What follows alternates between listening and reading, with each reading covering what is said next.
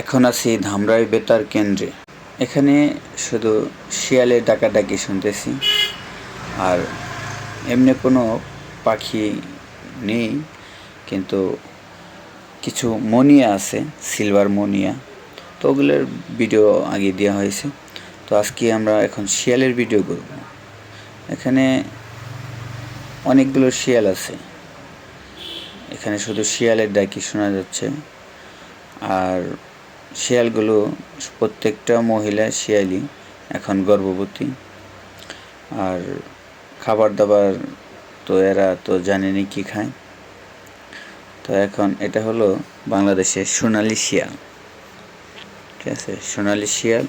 তো শিয়ালগুলো দেখতে সবগুলো অষ্টপুষ্ট, স্বাস্থ্যবান, কারণ একটা শিয়ালও এখনও মেরা দেখতে পাইনি, সবগুলিকে মোটা তাজা আছে। তো খাবার দাবার ভালোই।